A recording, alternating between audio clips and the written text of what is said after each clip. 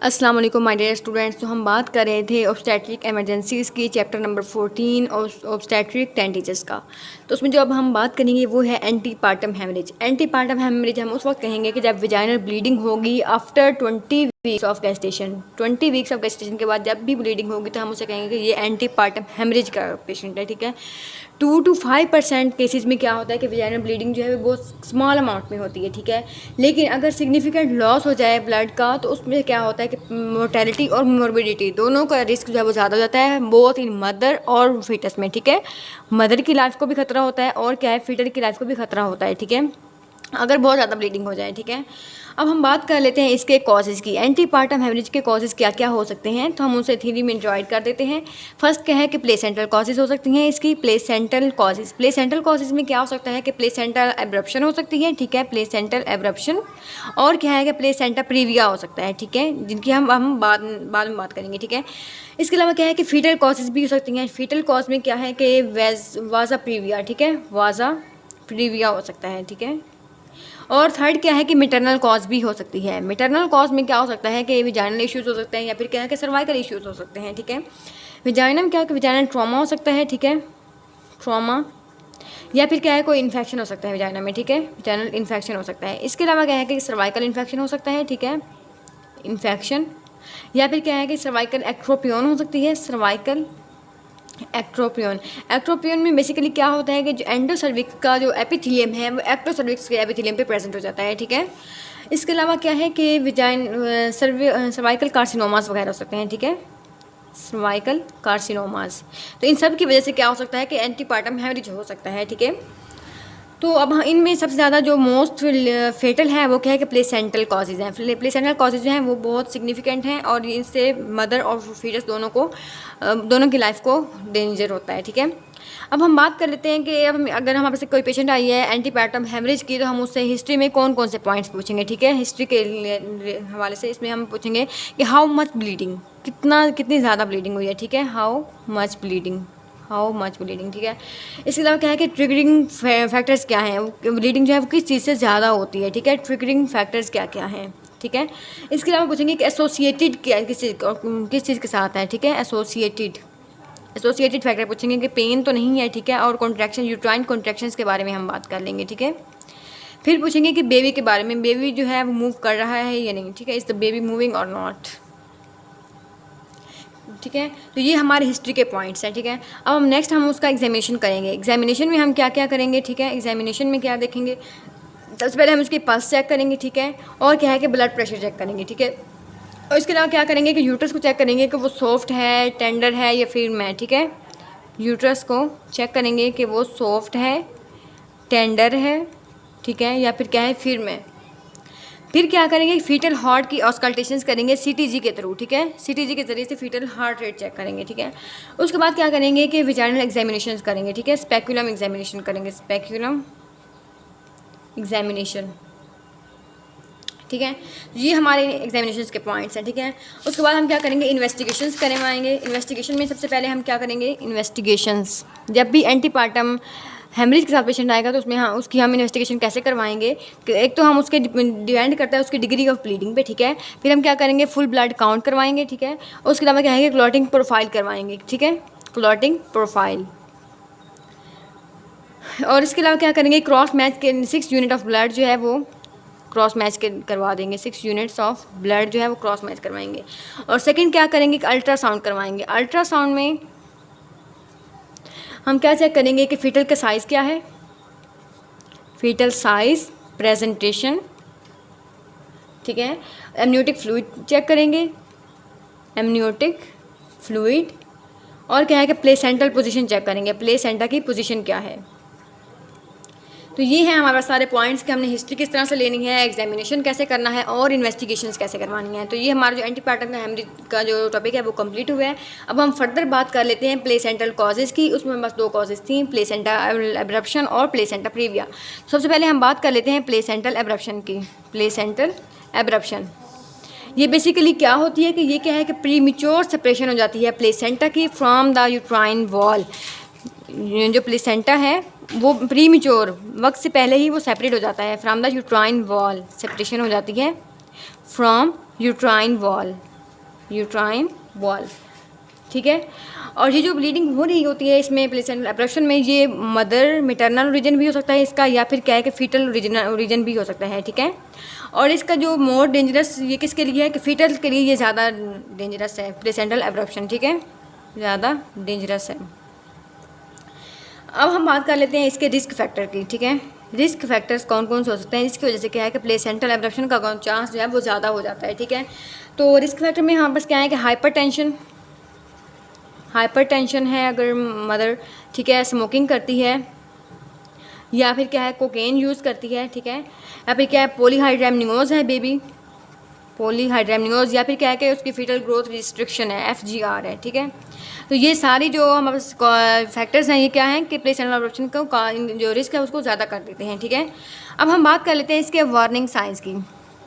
जो बात आप लोगों ने इसमें याद रखनी है प्लेसेंटल एब्रप्शन में जो इसको डिफ़र करेगी प्लेसेंटा प्रीवियस से, वो ये है कि इसमें पेन एब्डोमेन होगा, पेनफुल एब्डोमेन, और क्या है कि ब्लीडिंग होगी, ठीक है, पेनफुल ब्लीडिंग हो जाएगी, यूँ समझ लें, ठीक है। इसके अलावा क्या होगी इसमें वार्निंग साइन और क्या क्या हो सकते हैं कि फीलिंग कोल्ड, रेस्टलेसनेस, ठीक है, डिस्ट्रेस, मैटरनल कोलैप्स,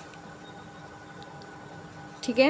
ये हमारे पास वार्निंग साइन है। जब भी इनके साथ पेशेंट आएगा तो आप लोगों ने अपने माइंड में रखना है कि ये वार्निंग साइन किस किस चीज़ को रिलेट कर रहे हैं, ठीक है, कौन सी कंडीशन को ये आइडेंटिफाई कर रहे हैं, ठीक है। फीलिंग कोल्ड, रेस्टलेसनेस, डिस्ट्रेस, और क्या है मैटरनल कोलैप्स, और क्या है कि पेनफुल विजाइनल ब्लीडिंग, ठीक है। और इसमें जो एब्डोमेन है वो भी टेंडर हो जाएगा, ठीक है। इसके अलावा क्या है कि जो हमारे पास प्लेसेंटल एब्रप्शन की जो ब्लीडिंग हो रही होती है ये हम इस पर डिपेंड नहीं कर सकते। डिग्री ऑफ वेजाइनल ब्लीडिंग जो है वो हमें कोरिलेट नहीं करती कि कितनी ज़्यादा एब्रप्शन हो रही है। बाज़ औक़ात इस तरह होता है कि ब्लीडिंग बहुत कम होती है लेकिन इसमें ब्लीडिंग जो है वो कंसील होती है, ठीक है, ब्लीडिंग कंसील। लेकिन इंटरनली क्या हो रहा होता है कि प्लेसेंटल जो है एब्रप्शन बहुत ज़्यादा हो चुकी होती है, इसमें ब्लीडिंग जो है मोस्टली कंसील्ड हो जाती है, ठीक है। ये बात आप लोगों ने याद रखनी है, प्लेसेंटल एब्रप्शन में ब्लीडिंग जो है वो कंसील हो जाती है, ठीक है। और इसकी प्रिवेंशन में क्या है कि ब्लड प्रेशर को कंट्रोल करें, ठीक है, प्रिवेंशन। इसमें क्या है कि ब्लड प्रेशर को, मैटरनल ब्लड प्रेशर को कंट्रोल करें, ठीक है। इसके अलावा स्मोकिंग से अवॉइड करें और कोकेन वगैरह से भी अवॉइड करें, इसको जो इसका रिस्क फैक्टर्स हैं उनको अवॉइड करना है, ठीक है। अब हम नेक्स्ट बात कर लेते हैं प्लेसेंटा प्रीविया की। प्लेसेंटा प्रीविया क्या होता है? प्लेसेंटा प्रीविया, इसमें बेसिकली क्या होता है कि जो प्लेसेंटा कवर कर रहा होता है सर्वाइकल ऑस को, वो एसोसिएट कर देता है ब्लीडिंग के साथ। प्लेसेंटा जो कि कवर कर रहा होता है इंटरनल ऑस को, सर्वाइकल ऑस को, वो उसमें क्या है ब्लीडिंग स्टार्ट हो जाती है, ठीक है। और ये जो ब्लीडिंग होती है ये कहाँ से होती है? ये इसका मैटरनल ओरिजिन होता है, ठीक है। ये बात आप लोगों ने याद रखनी है, ये मैटरनल ओरिजिन होती है, ठीक है।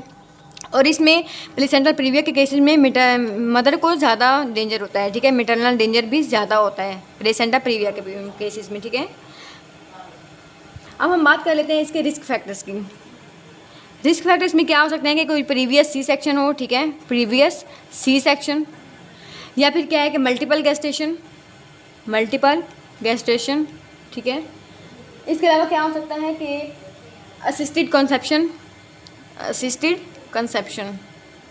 तो ये है इसके रिस्क फैक्टर्स। अब हम बात कर लेते हैं इसके वार्निंग साइंस की। वार्निंग साइंस क्या क्या है? उसी तरह से मैटरनल कोलैप्स हो तब भी आप लोगों ने माइंड में रखना है कि ये प्लेसेंटा प्रीविया भी हो सकता है, मैटरनल कोलैप्स, ठीक है, रेस्टलेसनेस, और क्या है कि डिस्ट्रेस।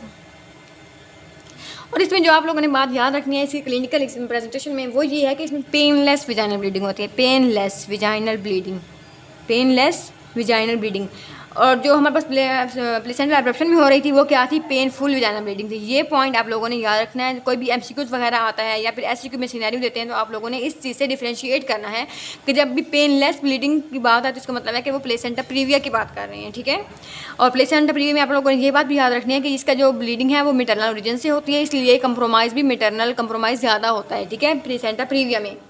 इसके बाद हम इन्वेस्टिगेशन करवाएंगे। इन्वेस्टिगेशन में हमारे पास क्या है कि हम अल्ट्रासाउंड करवाएंगे, वो भी ट्रांस विजाइनल अल्ट्रासाउंड करवाएंगे, ठीक है, ट्रांस विजाइनल अल्ट्रासाउंड। ये बात आप लोगों ने याद रखनी है। प्लेसेंटा प्रीविया के लिए हम कौन सा अल्ट्रासाउंड कराएंगे? ट्रांस विजाइनल, एब्डोमिनल नहीं करवाएंगे, ठीक है। तो अब हम बात कर लेते हैं इसकी मैनेजमेंट की। प्लेसेंटा प्रीविया का पेशेंट है तो हम उसे मैनेज कैसे करेंगे, ठीक है, मैनेजमेंट, ठीक है। इसमें बेसिकली अगर हम इसे 2 में डिवाइड कर दें कि एक हमारे पास मिनिमल ब्लीडिंग है, और वो ब्लीडिंग जो है वो लोकल किसी वजाइनल ब्लीडिंग है, वो भी क्या है कि लोकल है, किसी पार्ट से अराइज कर रही है। तो फिर हमने उसमें क्या करना है कि अगर उसे वो फंगस की वजह से है तो फिर हमने उसे सिम्टोमेटिक ट्रीटमेंट देनी है। सिम्टोमेटिक ट्रीटमेंट की मतलब ये है कि अगर उसे वो फंगल इन्फेक्शन है, कोई कैंडिडियासिस वगैरह है, कैंडिडियासिस वगैरह, तो उसमें हमने एंटी फंगस दे देनी है, ठीक है, एंटी फंगस वगैरह, मीन्स के सिम्टोमेटिक ट्रीटमेंट करेंगे। और सेकंड हैंड में क्या है हमारे पास है कि अगर प्रोफ्यूज ब्लीडिंग होती है, बहुत ज़्यादा ब्लीडिंग होती है, तो फिर हम उसे मैनेज कैसे करेंगे। तो उसके लिए हम सबसे पहले क्या करेंगे कि लार्ज गॉज का इंट्रावेनस कैन्यूला इंसर्ट करेंगे, लार्ज गॉज का IV कैनोला इंसर्ट करेंगे, ठीक है। उसके अलावा फिर क्या करेंगे कि फुल ब्लड काउंट करवाएंगे, फुल ब्लड काउंट, ठीक है। इसके अलावा क्लॉटिंग प्रोफाइल और क्रॉस मैच के लिए ब्लड भेज देंगे, ठीक है। क्लॉटिंग प्रोफाइल और क्या है कि क्रॉस मैच के लिए ब्लड जो है हम भेज देंगे, ठीक है। और उसके बाद हम क्या करेंगे कि मैटरनल और फीटल की मॉनिटरिंग करते रहेंगे, ठीक है। मॉनिटरिंग करेंगे मैटरनल और फीटल। इसमें फर्दर 2 कंडीशंस हैं। एक तो ये है कि इसमें मैटरनल और फीटल जो कंप्रोमाइज़ का चांस अगर ज़्यादा हो जाता है, वो कंप्रोमाइज़ होने लगते हैं, मैटरनल या फिर फीटल कंप्रोमाइज़, तो फिर हमने क्या करना है कि इमीडिएट डिलीवरी प्लान करनी है, ठीक है। इमीडिएट डिलीवरी प्लान करनी है, ठीक है। वो गेस्टेशन के जिस भी वीक में हो फिर हमने उसकी डिलीवरी करवा देनी है, ठीक है। बट अगर ब्लीडिंग जो है वो कम हो जाती है, ठीक है, तो फिर हमने क्या करना है तो उसको एडमिट कर लेना है 48 आवर्स तक, ठीक है, क्योंकि इसमें रीब्लीड भी हो सकता है। ये जो टाइम है इसमें दोबारा से भी ब्लीडिंग का चांस है वो ज़्यादा हो जाता है, ठीक है। तो इस तरह से हमने इसे मैनेज करना है। इसके बाद हम क्या करेंगे कि रिसर्च स्टेटस भी चेक कर लेंगे, ठीक है। रिसर्च स्टेटस चेक करेंगे। अगर तो मदर जो है वो उसका जो नेगेटिव ब्लड है, ठीक है, रिसर्च नेगेटिव है, तो फिर हमने क्या करना है कि उसे क्लाइहोर टेस्ट के लिए भेज देना है, ठीक है। क्लाइहोर टेस्ट करवाना है ताकि पता चल सके कि कितना फीटल ब्लड जो है वो मैटरनल ब्लड में मिक्स हुआ है, ठीक है। तो उसके अकॉर्डिंग से फिर हम एंटी-डी का इंजेक्शन दे देंगे, ठीक है, एंटी-डी का इंजेक्शन दे देंगे, ठीक है। और अगर 35 वीक से ज़्यादा की गेस्टेशन है, 35 वीक से अगर कम है गेस्टेशन, ठीक है, तो फिर हमने क्या करना है कि स्टीरॉयड का इंजेक्शन भी लगा देना है, ठीक है। स्टीरॉयड मैटरनल स्टीरॉयड इंजेक्शन भी लगा देना है, ठीक है। तो ये थी हमारे पास मैनेजमेंट ऑफ प्लेसेंटा प्रीविया कि हमने किस तरह से मैनेज करना है। अगर तो मिनिमल ब्लीडिंग है और लोकल वजाइनल ब्लीडिंग है, मीन्स के लोकली कोई कॉज है एंड वो कोई फंगस हो सकता है या बैक्टीरिया कुछ भी हो सकता है, तो फिर हमने उसके अकॉर्डिंग सिम्टोमेटिक ट्रीटमेंट कर देना है। और अगर वो परफ्यूज ब्लीडिंग है, फिर हमने क्या करना है कि लार्ज गॉज का IV कैनोला पास इंसर्ट करना है। फिर हमने क्या करना है कि ब्लड सैंपल्स भेज देने हैं और मोनीटर करते रहना है मैटरनल और फीटल दोनों को, ठीक है। अगर तो वो कंप्रोमाइज़ करने लगे तो फिर हमने इमीडिएट डिलीवरी प्लान करनी है इरिस्पेक्टिव ऑफ गेस्टेशनल एज, ठीक है। बट अगर वो ठीक हो जाए, ब्लीडिंग जो है वो कम हो जाए, फिर हमने क्या करना है पेशेंट को एडमिट करना है 48 आवर्स के लिए, ठीक है, क्योंकि इस टाइमिंग में रीब्लीड का चांस ज़्यादा होता है, ठीक है। उसके बाद हमने क्या करना है कि रिसर्च स्टेटस चेक करना है। अगर मदर जो है वो रिसर्च नेगेटिव है और तो फिर हमने उसके क्लाइहोर टेस्ट करवाना है, ठीक है, ताकि पता चल सके कि फीटल ब्लड कितना जो है वो मैटरनल ब्लड में मिक्स हो गया है, ठीक है। तो ये थी हमारे पास मैनेजमेंट है प्लेसेंटा प्रीविया की। तो अब हम लास्ट बात कर लेते हैं इसमें वाजा प्रीविया। वाजा प्रीविया क्या होता है, ठीक है, वाजा प्रीविया ये बेसिकली क्या है कि तब होता है कि जब फीटल की वेसल्स हैं वो क्रॉस करती फीटल मेम्ब्रेन्स को ओवर द इंटरनल सर्वाइकल ऑस, ठीक है। फीटल वेसल्स ट्रैवर्स कर जाती हैं फीटल मेम्ब्रेन को, ठीक है, फीटल मेम्ब्रेन से पास करके प्रेजेंट हो जाती हैं कहाँ, इंटरनल ऑस पर आ जाती हैं, इंटरनल सर्वाइकल ऑस पे, ठीक है। और ये जो वेसल्स हैं इनका ओरिजिन जो है ये विलामेंटस इंसर्शन से भी हो सकती हैं। विलामेंटस इंसर्शन जो होती है अम्लाइकल कॉर्ड की, ठीक है, इंसर्शन वहाँ से भी हो सकती हैं, या फिर क्या है कि ये जो है प्लेसेंटल लोब से भी ज्वाइनिंग हो सकती है इनकी, प्लेसेंटल लोब से, ठीक है। तो इसका हमें पता कैसे चलेगा कि जब भी स्पॉन्टेनियस या फिर आर्टिफिशियल रप्चर ऑफ मेम्ब्रेन हुआ, ठीक है, स्पॉन्टेनियस या फिर क्या है कि आर्टिफिशियल रप्चर ऑफ मेम्ब्रेन हुई और साथ में क्या है कि पेनलेस फ्रेश ब्लीडिंग हुई, ठीक है, painless fresh bleeding, fresh vaginal bleeding, ठीक है। तो तब हमें ये किस चीज़ की तरफ डायग्नोस हमारा जा रहा है कि ये क्या है कि वाजा प्रीविया के पेशेंट हो सकती है। तो इसमें आप लोगों ने याद रखना है कि जब भी डायग्नोस हो जाए कि पेशेंट जो है वो वाजा प्रीविया की है, तो इमीडिएट C-सेक्शन के लिए प्लान करना है, ठीक है, इमीडिएट एमरजेंसी C-सेक्शन करना है, ठीक है, एमरजेंसी C-सेक्शन करना है, ठीक है। और जो हमारे पास वैसा प्रीविया है ये फीटल के लिए ज़्यादा डेंजरस होता है, ठीक है, फीटल के लिए ज़्यादा डेंजरस होता है, ये बात आप लोगों ने याद रखनी है। तो हमारी जो एंटीपार्टम हेमरेज का जो टॉपिक है वो यहाँ पर कंप्लीट हो गया है। अगर कोई भी आपको कोई क्वेश्चन हो तो आप कमेंट बॉक्स में पूछ सकते हैं। जो हमारा टॉपिक है वो कंप्लीट हो गया है। Thank you so much.